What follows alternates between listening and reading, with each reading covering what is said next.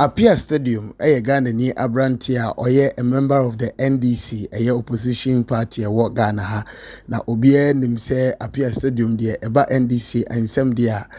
dia edana koma so ye pa, ope party na sem na edana koma so. Na nipa ba konso a odana koma so ye pa, the former president, His Excellency John Dramani Mahama. Ene se me no ka say die, se wo ka sem manitia John Dramani Mahama, ene ono becha yamso a omfa na ahongro so kra. Na Abrantie Appiah Stadium ene kopiem ewo ayie bi ase ewo ofenso ye nyina ye nim se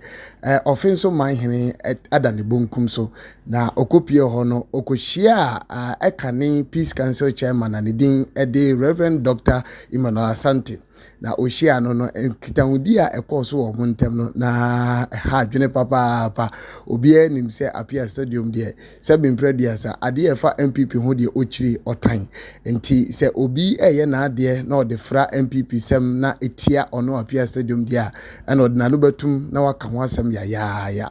na emra oshia Reverend Doctor no ensem ode tu nanim de mepese ye de yani ekohwe bie na ansa na no mesre se onsa eka video ibia aya share ema adofo so entimi enya binhwe na obi an subscribe se ne be ya informations a wodo bebre na ebetomu a obenya bi ahwe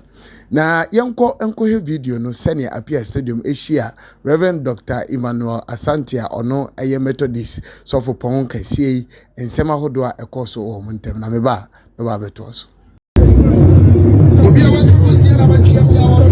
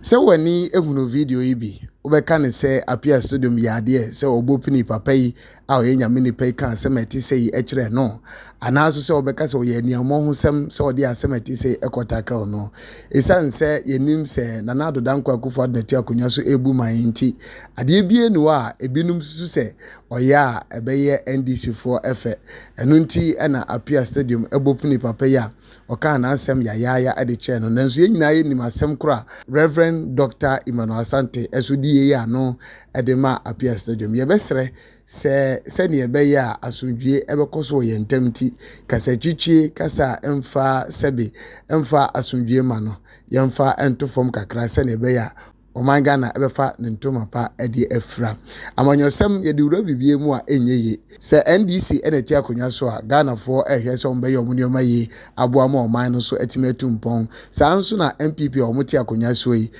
Ghana for ehwe ne mu se ombe ye omuntutu yeye na aboa ma oman Ghana yafa ye ntoma pa efra